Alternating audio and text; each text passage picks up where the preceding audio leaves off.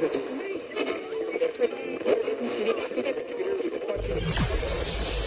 ready for unique, rare, and little-known treasures from the golden age of radio. You're listening to The Amazing World of Radio with Adam Graham. Welcome to The Amazing World of Radio. From Boise, Idaho, this is your host, Adam Graham. If you have a comment, email it to me, box13@greatdetectives.net. This program is brought to you by the support of our Patreon supporters at patreon.greatdetectives.net. Well, for our final Christmas program, we're going to turn to something that's, for many people, almost indispensable to celebrating Christmas, and that's the Hallmark Company. And many of us grew up with the Hallmark Hall of Fame on television, and Hallmark cards have continued to be, for decades, one of those brands that is viewed pretty much the same as it has been since the 1940s and 50s, and with much the same model. Certainly little bits of innovation, but both the cards and the way they market them are very similar, going back to the golden age of radio. And Hallmark actually ran a few different programs. It first sponsored Radio Reader's Digest, which had some stories that fit with the feel of Hallmark and some that didn't. And then it did the Hallmark Playhouse and later the Hallmark Hall of Fame. And so we're going to bring you an episode from that. And it's about something that's also indispensable to many of us at Christmas time. And it's about a particular Christmas carol. And now, from December the 23rd of 1948, here is the Hallmark Playhouse and Silent Night. A Hallmark card when you care enough to send the very best.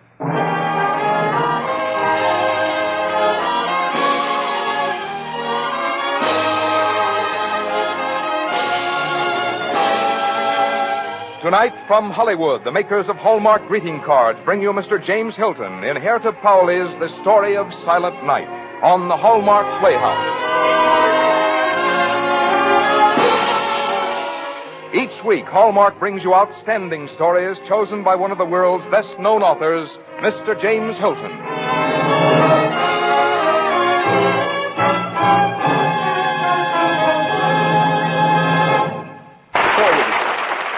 Good evening, ladies and gentlemen. This is James Hilton. Tonight on our Hallmark Playhouse, we tell you the story of how that wonderful Christmas song, Silent Night, came to be written 130 years ago. This story was told recently to a writer named Herta Pauley by the grandson of the man who wrote the music of Silent Night.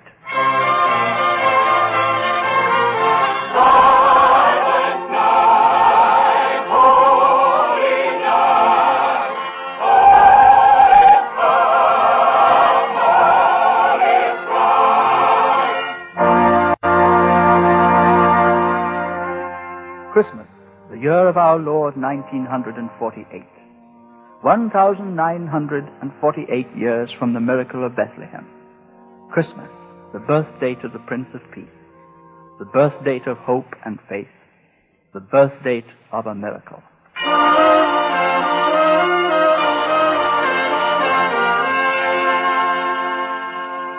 In Bethlehem, 3 kings knelt and proffered gifts from the east. Since Bethlehem, many gifts, recorded and unrecorded, have been created of man's love of God and humbly offered in his honor. What you are to hear tonight will tell you of one such gift offered by 2 humble men 130 years ago this Christmas week. This, too, is the story of a miracle that was born one silent night. All is come, all is bright, from yon virgin mother and child. We are going back now through the arches of the years, back 130 Christmas Eve, to meet a man named Joseph Moore, Father Joseph Moore. Those voices you can just barely distinguish are all voices that have said Merry Christmas through the years. Their sentiment remains and lingers on the Christmas air like a blessing.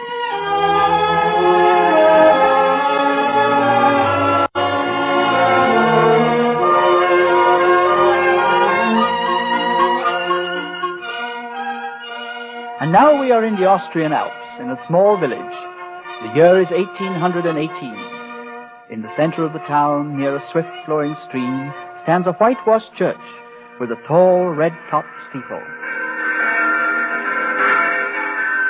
There are the church bells. They have a special joyousness tonight, as all church bells seem to have on Christmas Eve. Come now, we'll meet Father Moore. He's in his study, and his heart's a little heavy, because the church organ has broken down, and there'll be no music for the Christmas service. Good evening, Father Moore. Oh, good evening. Come in. You don't know me, Father, but I'm in your parish. I've come from one of the charcoal makers' families. A child has been born to them tonight, and they beg that you come and bless the baby that it may live and prosper. Have I time to go and return for my sermon? Yes, Father. Well, then I'll go at once.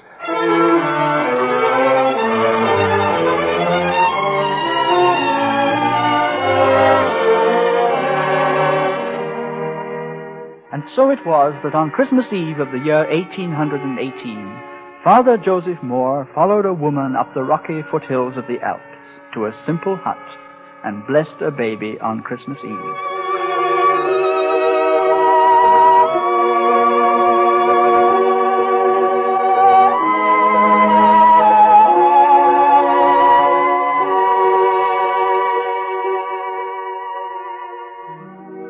Seems like a miracle that her child should be born this night. Birth itself is a miracle. God has blessed her with a beautiful son on the most holy night of the year. And God has blessed me by guiding me here.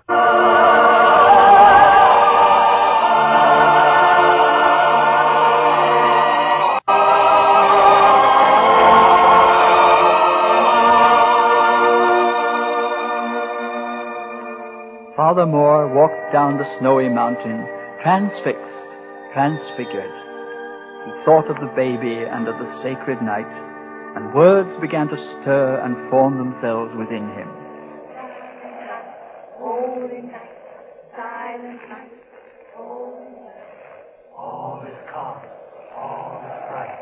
Silent night, holy night. All is calm, all is bright. Round yon virgin mother and child. Silent night, holy night. All is calm, all is bright. Round yon virgin mother and child. Holy infant, so tender and mild. Silent night, holy night. All is calm, all is bright. How simple is the coming of a miracle to a stable in Bethlehem, to the heart of a man.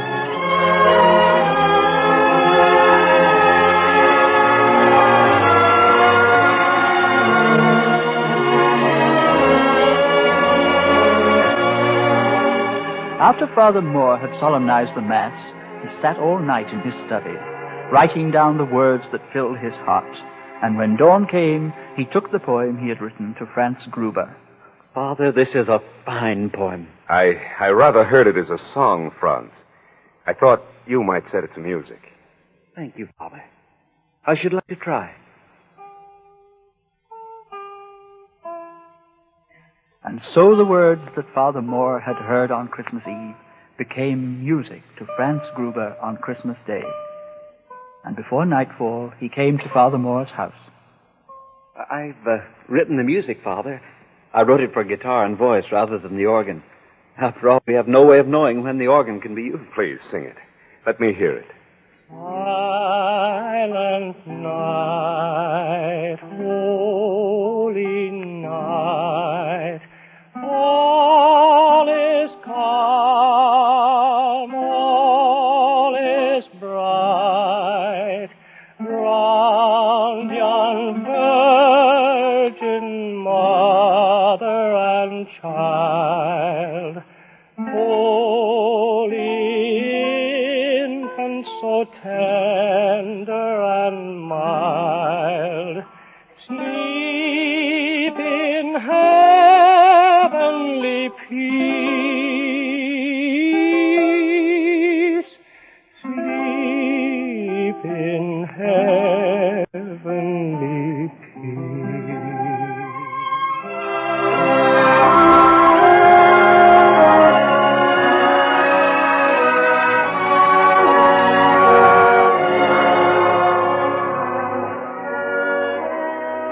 a neighboring Austrian province lies a valley, the Zillertal. And from the Zillertal, a few days after Christmas, came the organ builder, Karl Mauracher. Well, now, Father Moore, Mr. Gruber, I think I have the organ in working order now. The mice had eaten holes in the bellows, but this leather patch should solve all your problems. May I try it? Well, go ahead.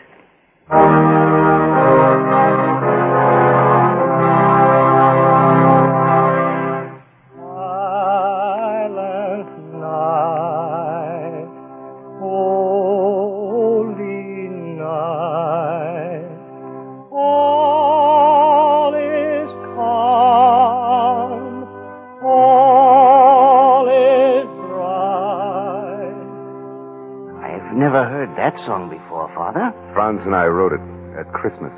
I've never heard a song like it. Would you teach it me? I know people would like to learn it down in the Zillertal. We'll be happy to teach it to you. Won't we, Franz? We will be honored.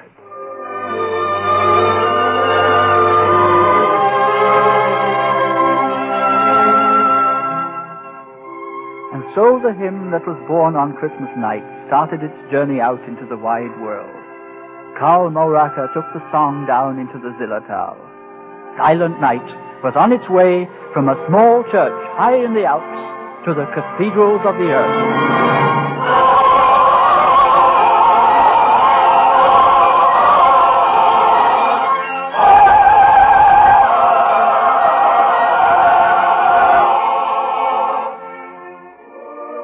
All the children in the Zillertal loved to sing, and they all sang well.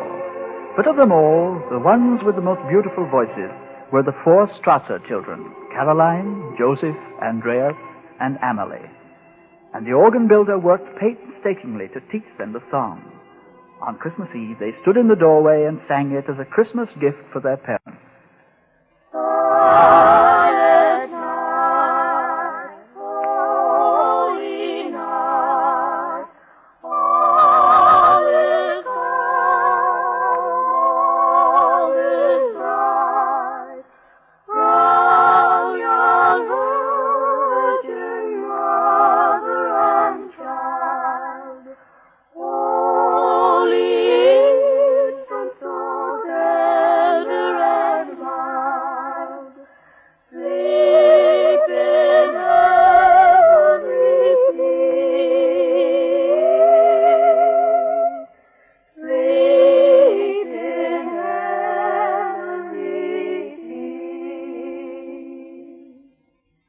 What a wonderful Christmas gift. You sang that beautifully. I'm proud of you. The organ builder taught it to us. Thank you, Mr. Mauracher. I hoped in the spring when Mr. Strasser takes the gloves to sell at the fair in Leipzig, perhaps he would find a way for you to sing the song there. Sing? At the fair? We aren't good enough to do that. We could never do it. Why do you want them to sing the song there, Mr. Mauracher? Well, to me, this song is almost like a song from heaven. The words came to Father Moore on Christmas Eve. The melody to the schoolmaster, Gruber, on Christmas Day. They gave it to their parish, and then it was given to me to carry down into the valley of the Zillertal. I, in turn, give it to you to take to Leipzig. Someone in Leipzig will take it on the next step of its journey. Where is it going? Who knows, little Amalie? Perhaps everywhere. But who in Leipzig? I don't know that either. But someone will make him or herself known to you, and the song from heaven will go on across the earth. Will you take it to Leipzig and send it on its way? Oh, yes. Of course we will.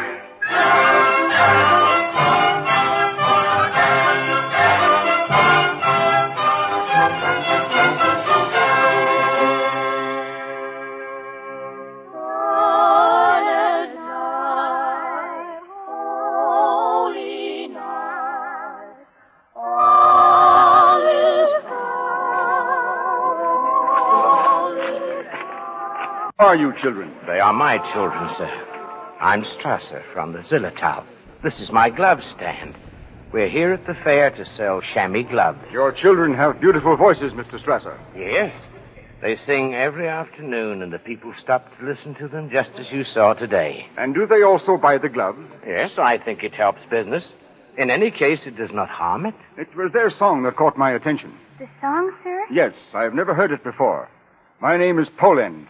I am the Director General of Music in the Kingdom of Saxony. The Director General of Music? Yes, I wanted to ask you children if you would care to appear at a concert one of these days. A concert? Oh, that would be terrible. I'm afraid they aren't experienced enough, Mr. Polenz. We must do it. We promised Mr. Morocco we've got to do it. It doesn't matter if we aren't good, as long as we sing it. We'll be happy to sing at a concert, Mr. Pollens. Well, we may not be happy, but we'll do it. Good. Next Tuesday, then, at the Gewandhaus, there will be an orchestra concert. Perhaps at the close of the concert, you will honor us with this song. The King and Queen will be there. The King and Queen.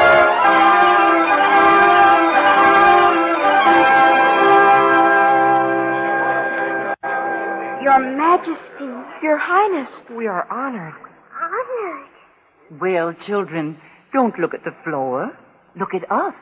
We want to see your faces. I think they have a slight case of fright, Your Majesty. We don't want you to be afraid of us. We have children just about your age. Mr. Pollens has told us you sing a wonderful song that you call a song from heaven. We're looking forward to hearing it. If we just didn't have to sing it before all those people. Now, some of them are the same people you sang it for at the fair. Your Majesty, it's almost time for the concert to start. With your permission. Just close your eyes, children, and pretend you're singing at home.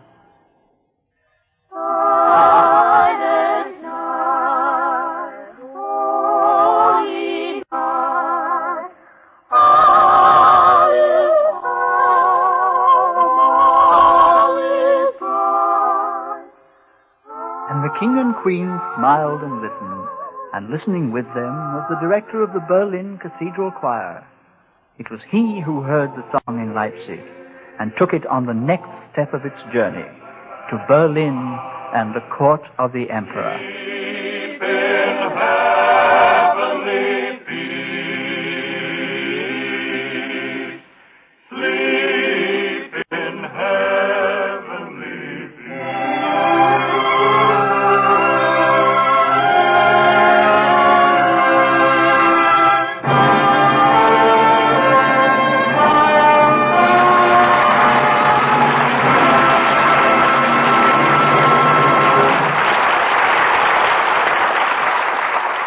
In a moment, James Hilton will return to bring you the second act of The Story of Silent Night. You've been so busy buying gifts for others, now let me tell you about a Christmas present for you from the friendly store where you find Hallmark greeting cards. It's a Hallmark date book. I have one in my hand now, and what a little beauty it is, from the colorful camellia on the cover to the last pink and white page in the book. It's just the right size to tuck away in your purse or keep beside your telephone, and so useful you'll always be referring to it. Just inside the cover, there's a place for your name and a list of important dates, like Easter and Mother's Day. Turn the page, and there's a calendar for January 1949, with a space beside each date for jotting down things to remember, social engagements, appointments, anniversaries. There's also room for names and addresses of people you'll want to remember during January. And so for every month of the year, right through to December. You'll find it especially valuable right now because at the back of the book there's a place for your next year's Christmas card list, room for names and addresses, and an easy way to mark Christmas cards sent and cards received. You'll find so many uses for this handy Hallmark date book. Why not get your copy right away? It's yours without obligation, a Christmas gift to you from the friendly store where you find Hallmark greeting cards. Now back to James Hilton and the second act of The Story of Silent Night.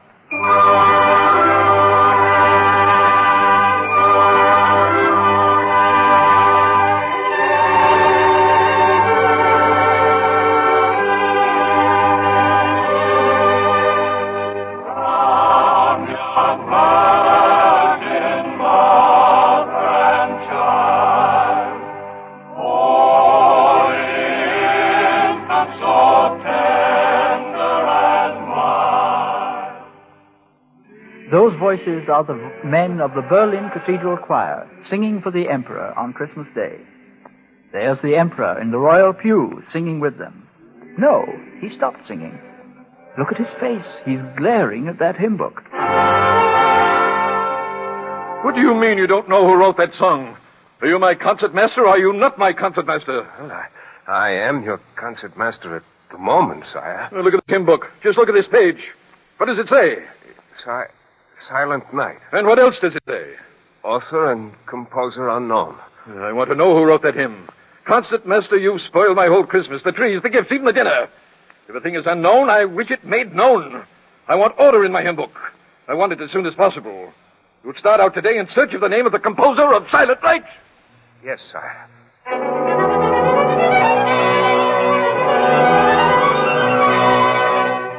And so it was that Concertmaster Ludwig Erck started out to trace the origin of Silent Night. He went to big cities, he went to small villages. He talked to the young, to the old. Long, worrisome months kept pace beside him. And at last, even though he knew what he had to face in the anger of the king, he knew he had to give up. He sat, alone and disconsolate, in a small village inn near the Austrian border. Will there be anything else, sir? No, that'll be all. Oh, hush. You don't like the bird's song, sir? The bird? I thought it was my own mind.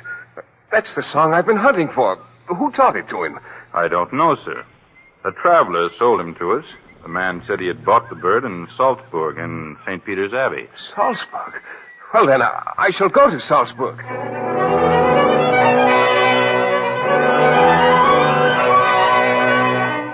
To Salzburg, to St. Peter's Abbey, which had been built 1,000 years after the birth of Christ.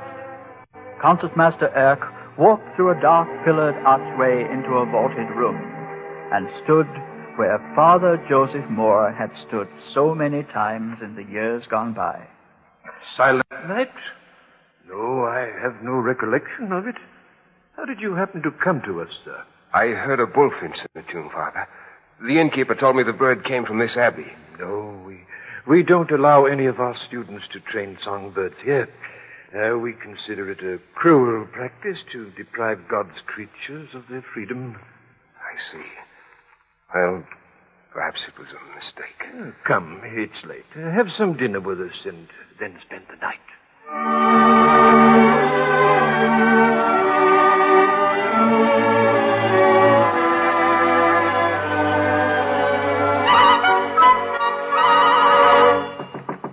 Yes?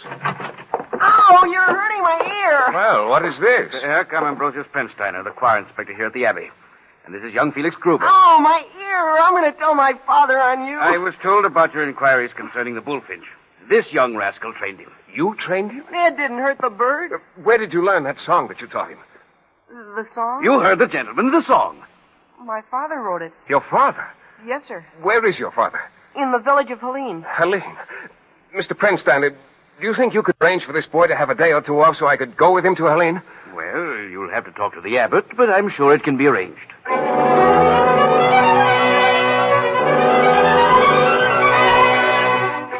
And now young Felix Gruber and Concertmaster Erck are tucked in a fine sleigh behind a team of the Abbey's finest horses. The bells sing out gaily across the clean, crisp air, and the snow crunches under the horses' hooves. Now they are going through the pass above Helene, and now they're skimming down the main street to the market square before the church. And now they are pulling up before the small, friendly house which is the home of Franz Gruber. And so it was at last. Concertmaster Erck sat with the composer of Silent Night. Mr. Gruber, I bring you and Father Moore the compliments of the king and the whole country. Well. Father Moore is dead, God rest his soul, these 6 years past. Oh, I'm sorry to hear that.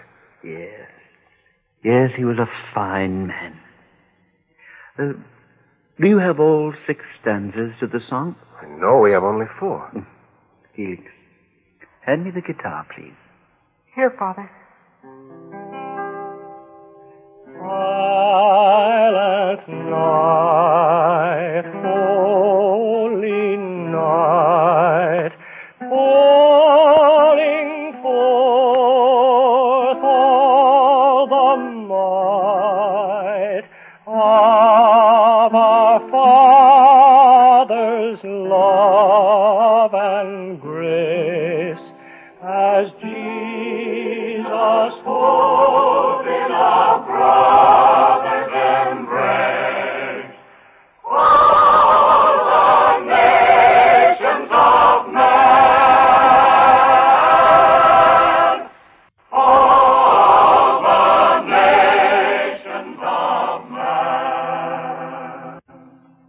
so the words and the facts are taken down, and above the music will be the names Gruber and Moore.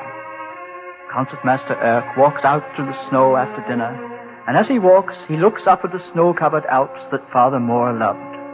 And Franz Gruber watches him from the window and wishes regretfully that Father Joseph Moore had been here to see his song brought back in triumph to the village of Halle.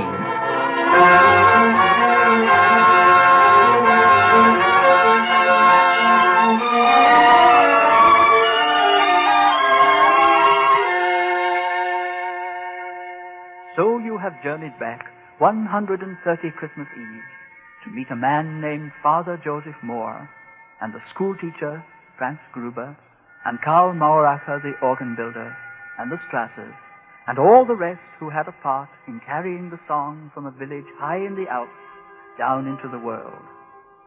Yes, now it has bridged 130 Christmas Eves. Now it has been sung by the old and the young, the rich and the poor. It has been sung in every language, in every country of the world. It has become a prayer that men can live together in one world as brothers, and that there be indeed peace on earth, goodwill toward men. You have heard the story of a miracle that was born one silent night.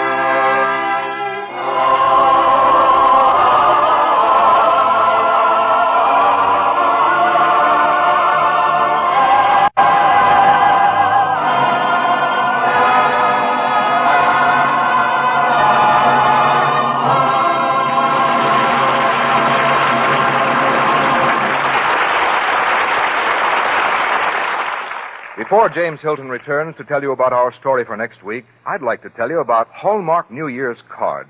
They're as bright and gay as a New Year's party. They're a thoughtful expression of friendship, and they're the best way I know to remember someone you may have overlooked when you sent your Christmas card. Remember, these are Hallmark cards. When friends receive them and glance at the back, as you did, they'll see the hallmark and know you cared enough to send the very best. Here again is James Hilton. The story of Silent Night and the music you have just heard has all the beauty and joy and happiness of Christmas. There's nothing anyone can add to it. But I would like to introduce the man who's responsible for the splendid music you just heard. I know you'd like to meet him, because so many of you have written us to praise his music. He's Lynn Murray, the musical director of the Hallmark Playhouse, whose work contributes so much to the success of our performances every week. Lynn, I personally want to thank you, not only on my own behalf, but for all our Hallmark people everywhere for helping to make our Playhouse musically outstanding. Thank you very much, Jimmy. You know, I enjoy working with you and all the rest of the people here. It's very satisfying to be with people who are always working toward perfection. But I suppose that's quite natural when you realize that our sponsors are the people who make Hallmark cards. You know, Jimmy, writing music for a dramatic presentation has a parallel in the making of greeting cards.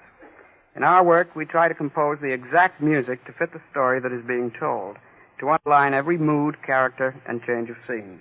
And Hallmark greeting cards always seem to express the fitting sentiment for every occasion.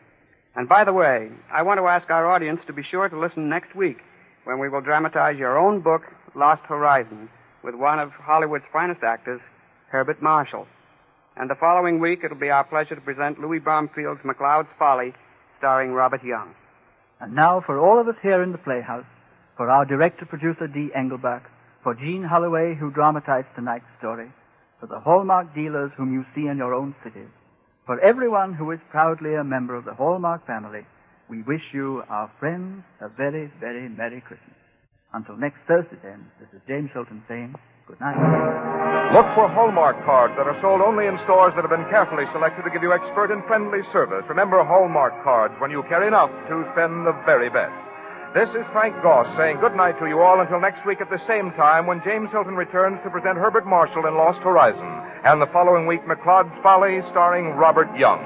This program came to you from the Hallmark Playhouse. This is CBS, the Columbia Broadcasting System.